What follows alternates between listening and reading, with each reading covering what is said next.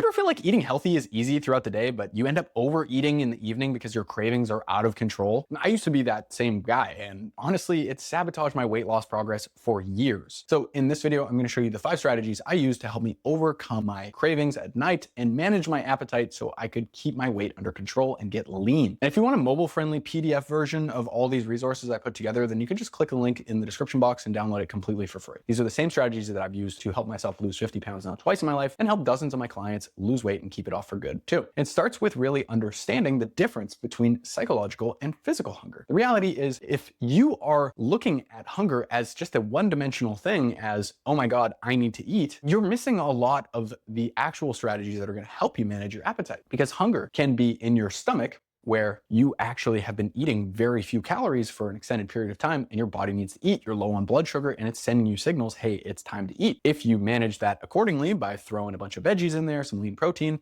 that's going to help blunt that. Conversely, if in your brain you are feeling bored, depressed, anxious, tired from work, stressed, and you eat a bunch of veggies, a bunch of protein, that might not scratch that same itch, and vice versa, right? So by understanding the difference, we can manage them accordingly and be more effective with it. Your stomach lining has these things called mechanoreceptors on the lining. And when you eat a bunch of food, your stomach stretches out. It's like a balloon, right? And as your stomach stretches, those mechanoreceptors tell your brain, hey, we're getting full, it's time to stop eating. So that can be a powerful appetite suppressant. And you do that by making sure that a lot of the food you eat are high protein foods. They're high fiber, they're filling for how many calories they offer. A Snickers bar is this big and it's 250 calories. If I ate 250 calories of broccoli, it would be this big.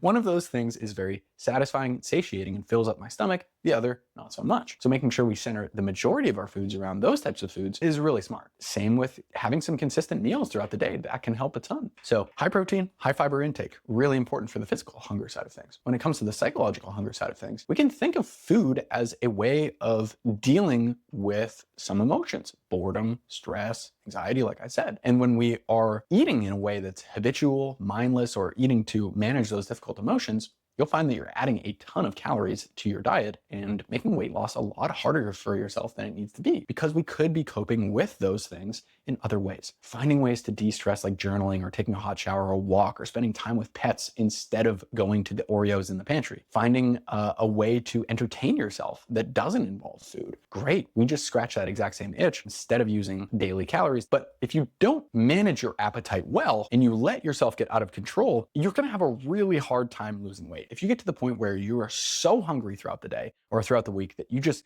can't even start to think about using any of these strategies, well, oh man, it's gonna be tough. Just like people think hunger is binary and it's yes or no, people also seem to think it's yes or no with how hungry you actually feel. But it's not. It's Joe Pesci needs a Snickers bar or he's gonna kill someone. And it's post-buffet, post-Thanksgiving dinner, if you feed me one more bite, I'm gonna yak. And most people mistakenly think that they actually wanna live down here close to this, I never wanna eat, I wish I was never hungry. But that sucks. Trust me. I gained weight for 9 months or so last year, and I felt like this almost every day. The reality is that you actually kind of want to live just kind of in this sweet spot, this middle zone of, yeah, I'm satisfied, but it's not crazy. When you do enter a fat loss diet and you start eating fewer calories, you might find that your daily zone shifts actually closer to the feed me or else Joe Pesci zone. When you're in Joe Pesci territory, all those snacks, all those boredoms and stressful things and that actual physical hunger you're experiencing in your stomach become increasingly apparent. By using appetite management strategies, you bring your level back closer to the I could eat, I'm feeling okay zone instead of Joe Pesci. So understand where you're at throughout the day is not just I'm hungry or I'm not. It's how hungry am I on this scale? And what kind of hunger is this? And when you start to deeply understand these things, you get more out of it. It's like the fisherman. When he looks at the sky and he's like, yeah, it's gonna rain later today. And he's right. Is it because it was a lucky guess? Or is it just because he spent more time out there looking at it, right? And when you understand these things more deeply, you can manage them more. You don't wanna let yourself get down here. Regular meals, smart food choices, and just generally good stress management, lifestyle, and sleep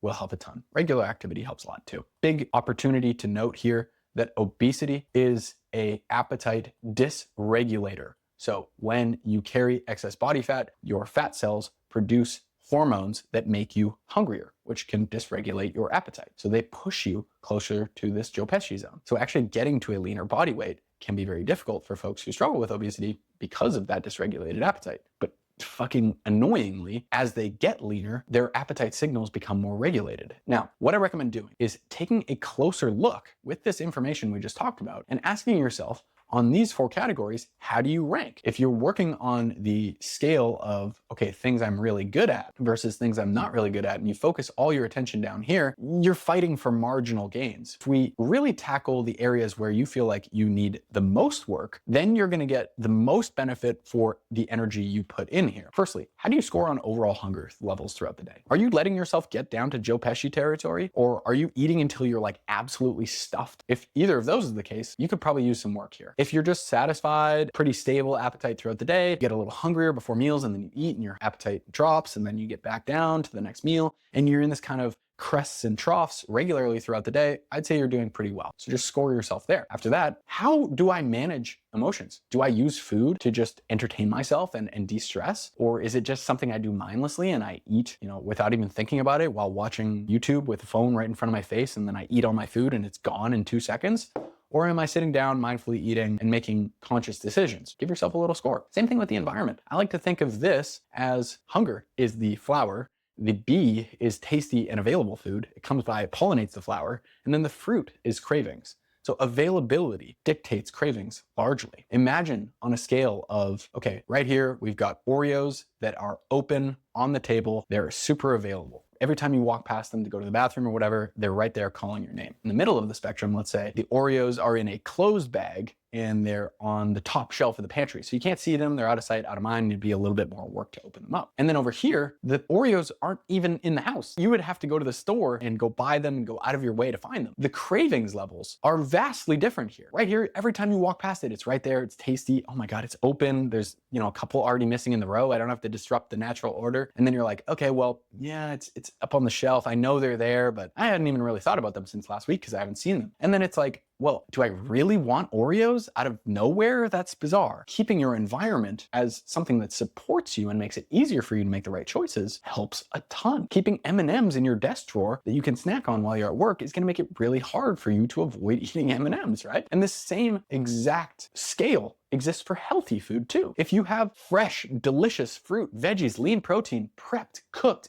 in the fridge, ready to go, and they're foods you like, oh my God, it's so much more likely that you're gonna make a good choice and make it very, very unlikely that you make choices that don't help you get towards your goal. Which foods are you actually eating throughout the day? Because no matter how much of this boredom, anxiety, mindfulness stuff you do, if you are drinking whipping cream in your coffee each morning, fuck, man. I mean, it's just so many calories that don't make you full. Conversely, if all your diet was fruit, veggies, and lean meats, shit, it's just really hard to overeat because they're so low in calorie density. Where I recommend looking, and based on where you're at on these 4, you can tackle what you need to work on most. And like I said, physical and psychological hunger have different strategies to cope with them. On the physical side, we have the stomach. On the psychological, the brain. So let's dive into some of these strategies. I'm not gonna go over them all in detail because you can just pause and read. If you are so hungry all the time because you are eating in a 1,000 calorie deficit, there is no amount of fruit, veggies, mindfulness that can help you out of the hunger that's gonna come along with that. So maybe the fix here is we go to a more moderate calorie deficit. And instead of doing 16 weeks, we just do 6 to start. Maybe instead of just sleeping 5 hours a night, we shoot for 6 or 7. And that's gonna help you feel less hungry and crave less junk food too. Now on the brain side of things, what if instead of having really tasty Oreos that you just go snack on from the pantry throughout the day, you just have 3 square meals a day, no snacks? And they're primarily things that you sit down and you enjoy and you eat without distractions. The difference in calorie intake and appetite on those 2 things is absolutely massive. Same thing with, I realize that I'm stressed from a big day at work right now. I'm gonna find some strategies like going for a walk, spending time with a pet, journaling, taking a hot shower, doing meditation, or whatever that's gonna help me manage that instead of just instinctively reaching towards food. Now,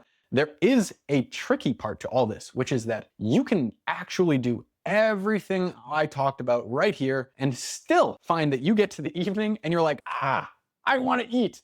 I want something tasty. I want something fun. And that's where the nighttime cravings cheat sheet comes in. This is just a quick little bad boy I put together that's like, hey, it's an emergency. I need to break the glass because I'm about to have some snacks. So let's dive right into that. First and foremost, it starts before you actually get to this nighttime craving moment. Have a big filling dinner that fills up your stomach, helps you feel satisfied, and reduces the likelihood that you'll want some craving stuff later. Then get some movement in. I find that just watching Netflix and chilling and just relaxing puts my body into that rest and digest mode, and if I just walk or stretch or do anything, it blunts my appetite hugely. This one is big. Put a wedge. If you remember nothing else from this video, remember the wedge, folks. This is like a doorstop, a wedge. It looks like a Dorito. This wedge is a delay between the moment when you feel the cravings come on and the eating of the food actually happens. This is an impulse blocker. And it's not that cravings are bad necessarily. It's just that we want to be a little bit less impulsive with that. Put a 5-10 minute delay. Be like, look, I know I want the Oreos right now. I'm just gonna go do something for 5 or 10 minutes. And if I still want them after, I'll go for it. Obviously, we talked about making it harder, keeping less tempting foods out of sight. If you really do get to the point where you're like, I fucking need to eat, I need something, that's where these little hacks come in. Decaf coffee, diet soda, sugar-free gum, Ninja Creamy is an awesome one, sugar-free Jello, or just straight up eating an entire cucumber. You can also just realize